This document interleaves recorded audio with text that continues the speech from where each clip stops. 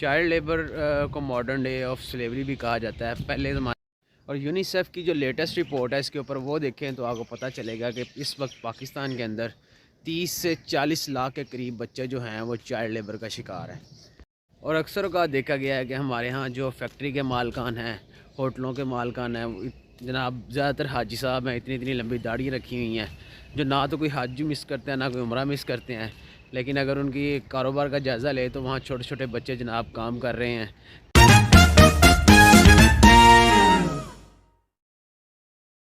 السلام علیکم بھائی جان کیسے ہیں آپ؟ ٹھیک ہیں؟ اچھا، آج جس ٹاپک پہ ہم بات کریں گے وہ اس کو تو میں ایک حساس ٹاپک کہوں گا کہ جناب چائلڈ لیبر کے غلامی کی ایک نئی شکل جدید دور کے اندر، اگرچہ غلامی سے ہم نے بڑے عرصے سے جان چھڑا لی ہوئی ہے کہ جہاں جب غلام بکتے تھے لوگ لے کے آتے تھے گھروں میں،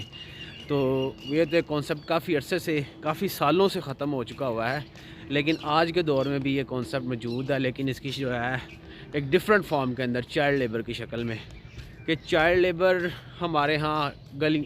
ہوٹلوں پہ، فیکٹریوں میں، لوگوں کے گھروں میں،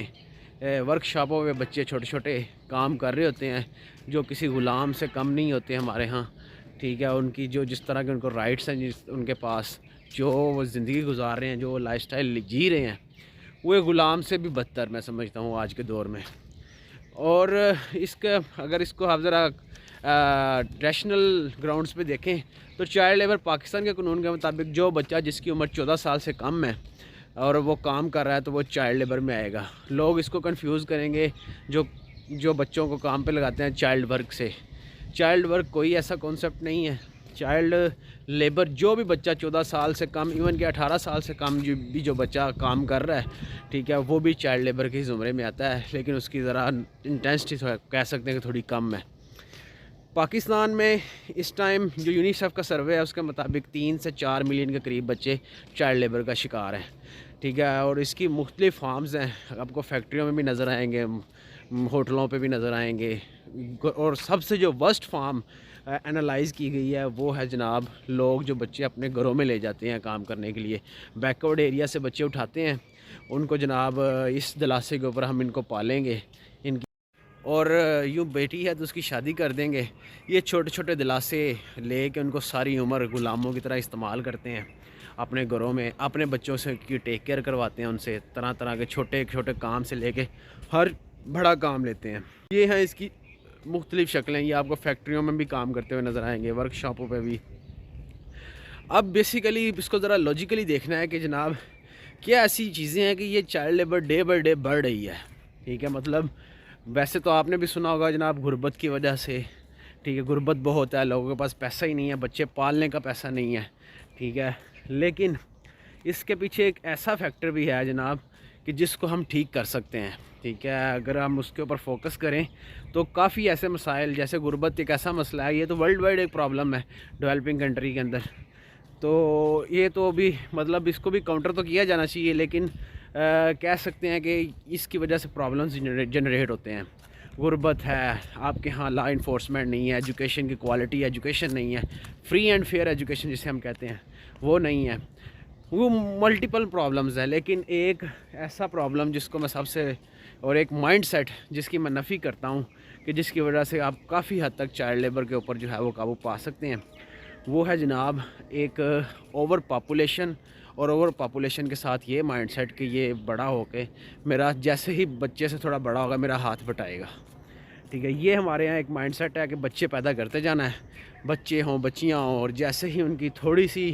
وہ اپنے پاؤں پہ کھڑے بھی ہونا شروع ہوں تو ان کو جناب اگر کچھ نہیں کر سکتے تو کسی کے ہاں کام پہ لگوا دینا، اور اس مائنڈ سیٹ کے تحت کہ یہ اپنے گھر کا روزگار چلائے گا،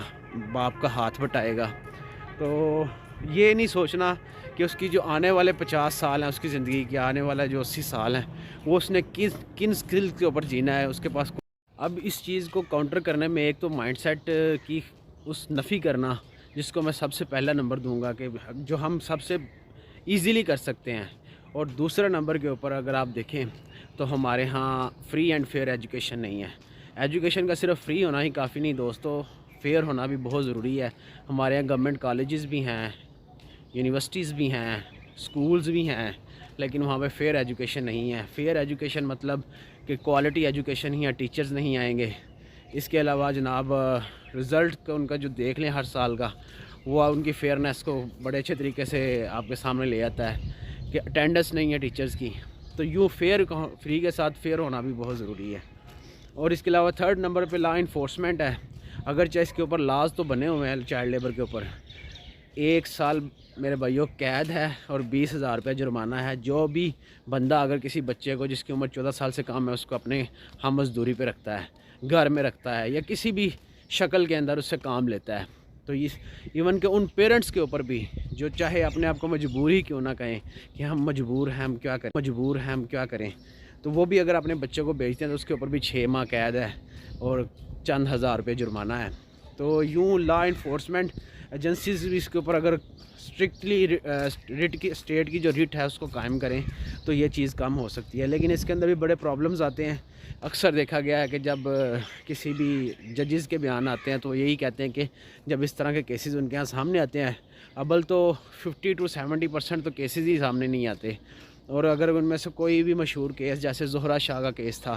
اور اس کے علاوہ جو کیس اگر سامنے آ بھی جائیں تو والدین کوآپریٹ نہیں کرتے، کیونکہ والدین پہلے اتنے ڈپرائیوڈ ہوتے ہیں، اتنے غربت کا شکار ہوتے ہیں کہ جو اپوزٹ پارٹی ہے وہ ان کو جو ہے وہ آپ کہہ لیں کہ اپنے انفلوئنس سے دبا لیتی ہے ایزیلی.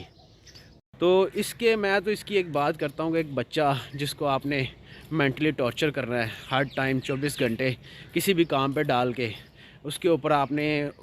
اس کو سائیکولوجیکل پیرالائسس کا شکار کرنا ہے. پھر اس کے اوپر جیسے اللہ تعالیٰ قرآن مجید میں فرماتے ہیں کہ وہ کسی بھی انسان پہ اس کی استطاعت سے بڑھ کے بوجھ تو نہیں ڈالتا. اللہ کی ذات اس بچے کو ہمت تو ضرور دے دیتی ہوگی کہ وہ اس سٹیج سے بھی نکل جائے. لیکن دوستو اگر سوچا جائے تو جو بھی بچہ اس کام پہ لگا ہوا ہے، اس معاشرے نے اس کو اس کی استطاعت سے زیادہ بوجھ ڈالا ہے اس کے اوپر، اور اس کی استطاعت سے بڑھ کے اس کے اوپر وہ وزن اٹھا رہا ہے. بٹھوں کے اندر بچے کئی سالوں سے اب نسل در نسل غلامی کا شکار ہیں، جو جناب ایڈوانس دے کے پیسے دے کے پھنسے ہوئے ہیں، اگلی نسلیں بھی مقروض کر کے بیٹھے ہوئے ہیں. تو یوں چائلڈ لیبر وہاں پہ نسل در نسل چل رہی ہے. یہ ہے ہمارے ہاں کا اوورآل ایک. اور اس کو کیسے دور کیا جا سکتا ہے؟ ایک تو اس مائنڈ سیٹ کی نفی کرنا، اور اس کے ساتھ ساتھ دوسری تیسری چیزیں جس کو میں اور زیادہ سیکنڈ اور تھرڈ سٹیپ رکھوں گا کہ free and fair education. Being a Muslim, اگر ہم جسٹ بینگ اے ہیومن ہی ہو کے سوچیں تو کسی کا بچہ ہو یا اپنا بچہ ہو، ایک ہیومن بینگ کی کیٹیگری میں رکھ کے اس کو دیکھیں، اور جو بھی اس طرح کے مینٹل پیرالائسس کا شکار ہو جائے ٹارچر کی وجہ سے، کنٹینیوسلی ایک دباؤ کی وجہ سے،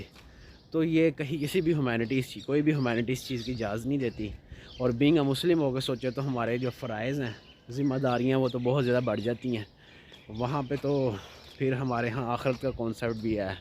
دنیا کے اندر بھائی چارے کا بھی کانسیپٹ ہے، مسلمان کا بھی بھائی ہے، اس کے علاوہ کافروں کے بھی حقوق ہیں. تو بینگ اے مسلم ہو کے سوچے تو ذمہ داریوں کا تو دائرہ بہت وسیع ہو جاتا ہے. تو بس یہی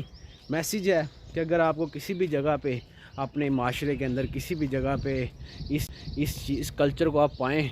تو کبھی بھی اس کلچر کو اپریشیٹ نہ کریے گا، بلکہ جس دوست کے ہاں، جس کلیگ کے ہاں اگر بچے اس طرح کام کرتے ہوں تو انہیں اس کی انٹینسٹی کا اندازہ ضرور بتلائیے گا. اور اس بچے کے ساتھ اس کو اگر آپ کیٹر کر سکتے ہیں تو اپنی لائف کے اندر کسی ایک بندے کی زندگی ضرور بدلیے گا. یہی میسیج ہے آج کا، اور اللہ حافظ.